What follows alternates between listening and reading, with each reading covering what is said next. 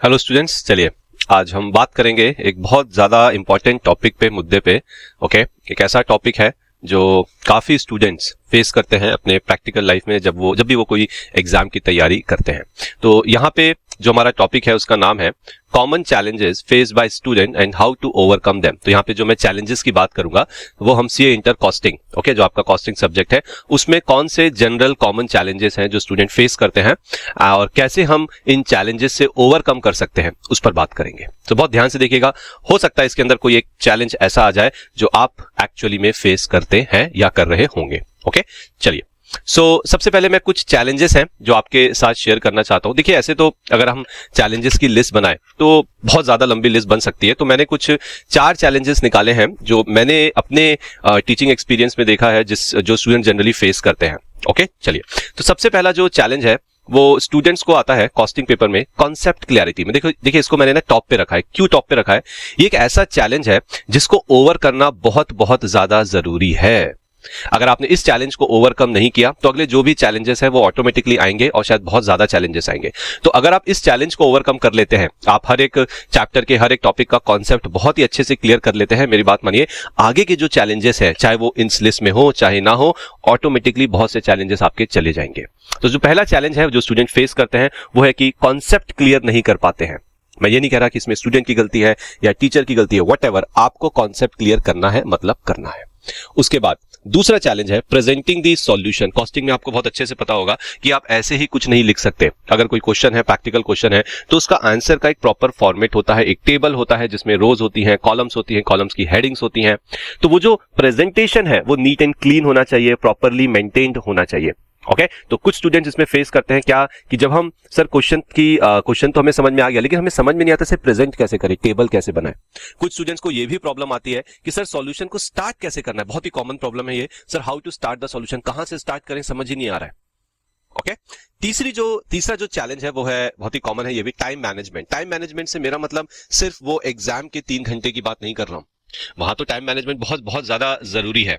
Okay, मैं time management की बात कर रहा हूं जिस दिन आप कॉस्टिंग की बुक पिक करते हैं और उसे पढ़ना स्टार्ट करते हैं, उस दिन से लेके आपके एग्जाम होने तक का time management.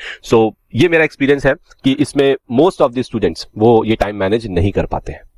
And trust me, अगर आपने टाइम को मैनेज कर लिया, आपका सिलेबस टाइमली खत्म होगा, आपका रिवीजन प्रॉपरली होगा, आपकी डाउट सॉल्विंग अच्छी होगी, आपके मॉक टेस्ट अच्छे होंगे, और अगर आपने ये सब कर लिया तो ऑटोमेटिकली आप एग्जाम में बहुत अच्छे नंबर भी लेके आओगे। और चौथा जो चैलेंज है वो स्टूडेंट्स को आता है थ्योरी में। क्यों आता है, कैसे आता है, क्यों आता है? अगर मैं आंसर दूं तो बहुत सिंपल सी बात है, चैलेंज इसलिए नहीं आता कि थ्योरी डिफिकल्ट है, चैलेंज इसलिए आता है हम थ्योरी नहीं पढ़ते हैं। और जब एग्जाम को 15 दिन बचते हैं, 20 दिन बचते हैं, उस दिन हमें याद आता है अरे थ्योरी भी तो पढ़नी है, सर ने कहा था थ्योरी आती है एग्जाम में, चलो थ्योरी पढ़ेंगे। फिर आपको वो चैलेंज लगता है, but it's not challenge actually, it just the क्या बोलेंगे उसको, कि आपने एक्चुअली में स्टार्टिंग में थ्योरी को सीरियसली नहीं लिया। तो ये 4 चैलेंजेस हैं, concept clarity, presenting the solution, how to start the solution, time management, और चौथा है थ्योरी। अब हम देखेंगे कि कैसे इन चैलेंजेस को हम ओवरकम करेंगे। बहुत ध्यान से देखिएगा। तो जो सबसे पहला चैलेंज था आपका, दैट वाज कॉन्सेप्ट क्लैरिटी, उसको आप कैसे ओवरकम करोगे? Clear your concept first. देखिए बहुत ही सिंपल सी चीज है, कोई बहुत कॉम्प्लिकेट नहीं करेंगे इसको हम। अगर आपका कॉन्सेप्ट क्लियर नहीं है, ये एक चैलेंज है आपके सामने, तो आपके पास सॉल्यूशन क्या है? सर कॉन्सेप्ट क्लियर करना। अब कॉन्सेप्ट कैसे क्लियर करोगे? ऑब्वियसली आपके जो टीचर है आप उनसे बोलोगे कि सर मुझे ये कॉन्सेप्ट नहीं समझ में आएगा। Now that teacher will definitely help you. वो आपको बताएगा अच्छा ऐसा कॉन्सेप्ट इसमें ऐसा करना है। तो वहां पे टीचर का रोल है कि वो आपको कॉन्सेप्ट क्लियर करके दे, और आपका रोल जो ज्यादा बड़ा है वो ये है कि एक बार कॉन्सेप्ट क्लियर हो गया उसको रिवाइज करो। ठीक है, तो यहां पे ना कॉन्सेप्ट का रिवीजन बहुत बहुत ज्यादा जरूरी है, along with few questions of that concept. एक बार आपने ये कर लिया, कॉन्सेप्ट पढ़ लिया, कॉन्सेप्ट को रिवाइज कर लिया, कॉन्सेप्ट के ऊपर 1-2 क्वेश्चन कर लिए, आपका कॉन्सेप्ट बहुत बहुत ज्यादा क्लियर हो जाएगा। चलिए, दूसरा चैलेंज जो हमने देखा था कि सॉल्यूशन को कैसे प्रेजेंट करें, कैसे आंसर को लिखना स्टार्ट करें, तो इसका बहुत ही सिंपल सा जो मैं अपने हर एक स्टूडेंट को बोलता हूं, start writing the solutions, make your own notes. जब आप अपने खुद के नोट्स बनाते हो तो उससे आपको कॉन्फिडेंस मिलता है, और जब आप सॉल्यूशंस को खुद से लिखना स्टार्ट करते हो, बहुत से स्टूडेंट्स क्या करेंगे, सामने सॉल्यूशन रखा है, एक हाथ में कैलकुलेटर है, अच्छा ये क्वेश्चन था, अच्छा ये सॉल्यूशन है, ये प्लस माइनस किया, दैट्स इट, अब बोलते हैं सर हो गया हमारा क्वेश्चन। ट्रस्ट मी, अगर सेम क्वेश्चन मैं अगले आधे घंटे बाद स्टूडेंट को दे दूं और बोलूं बिना देखे से सॉल्व करो, शायद 10 में से 1 या 2 स्टूडेंट ही कर पाएंगे, बाकी 8-9 स्टूडेंट नहीं कर पाएंगे। It's a fact and reason, जब तक आप कॉस्टिंग के सॉल्यूशंस को, प्रैक्टिकल सब्जेक्ट्स के सॉल्यूशंस को खुद से नहीं लिखते हो, आपके माइंड में ये चीज जाएगा ही नहीं कि आप उसे कैसे प्रेजेंट करो, प्रॉब्लम क्या थी? प्रॉब्लम थी प्रेजेंट नहीं कर पा रहे। तो बेटा प्रॉब्लम प्रेजेंट तो तभी कर पाओगे ना जब आप वो प्रेजेंटेशन खुद से बनाओगे। अगर आप कैलकुलेटर लेके सॉल्व कर रहे हो तो वो तो आपसे प्लस माइनस कर रहे हो, वो तो माइंड में क्लियर हो गया क्या प्लस क्या माइनस, लेकिन प्रेजेंट कैसे करना है, उस चीज को दिखाना कैसे है, वो तो तभी पॉसिबल है जब आप खुद से सॉल्यूशंस लिखोगे। तो अगर आप अपने सॉल्यूशन खुद से नहीं लिख रहे हो, you are making a terrible mistake, जो आगे चल के एग्जाम में आपको समझ में आएगा कि आपने क्या किया है। So please start writing your own solution. तीसरा चैलेंज था हमारा टाइम मैनेजमेंट। तो देखो टाइम मैनेजमेंट के लिए तो सीधा सीधा है, बचपन से सुनते आ रहे होगे आप, prepare a perfect time table. आपके लिए टाइम टेबल बनाना बहुत जरूरी है।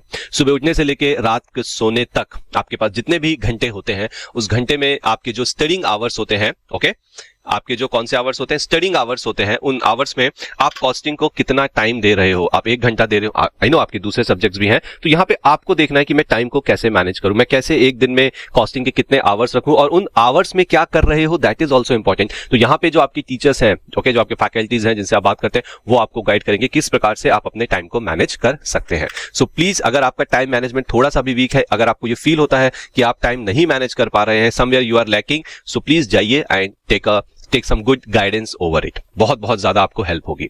चौथा जो चैलेंज था हमारा, दैट वाज थ्योरी। तो थ्योरी का जो चैलेंज है उसमें तो देखो मैंने साफ लिख दिया भाई, रिवाइज रिवाइज और रिवाइज। थ्योरी एक ऐसी चीज है जिसको पढ़ने के बाद एक बार आपको लिख के जरूर देखना चाहिए। अगर आप एक बार लिख लेते हो, आपको भी पता होगा ये चीज, बट पता में सब होता है, बट हम उसे एक्सेप्ट नहीं करते। आपको पता है कि अगर आप थ्योरी का एक बार लिख लो, 4-5 लाइनें, अगर कोई एक आंसर, बहुत ज्यादा अच्छे से वो थ्योरी आपको याद रहती है। एक बार आपने लिख लिया, उसके बाद क्या करना है, ये रिवाइज रिवाइज और रिवाइज। बस थ्योरी को रिवाइज करते जाओ। एग्जाम से पहले कम से कम 2 से 3 बार अपने थ्योरी के चैप्टर्स को, टॉपिक्स को अच्छे से रिवाइज करो। और एक बार इनिशियली जब आप फर्स्ट टाइम थ्योरी पढ़ते हो, कोशिश करो उसे लिख कर देखो, बहुत ज्यादा हेल्प होगी। हेल्प ये होती है कि इनिशियली आपका टाइम जाएगा उसको लिखने में, आई कैन अंडरस्टैंड दैट, लेकिन बाद में जब रिवाइज करोगे ना, जहां पे टाइम क्रूशियल हो जाता है, वहां टाइम नहीं जाएगा, वहां फटाफट रिवाइज होगा, फटाफट एग्जाम में लिख के आओगे। तो वहां टाइम अगर बचाना है तो यहां थोड़ा सा टाइम लगाओ।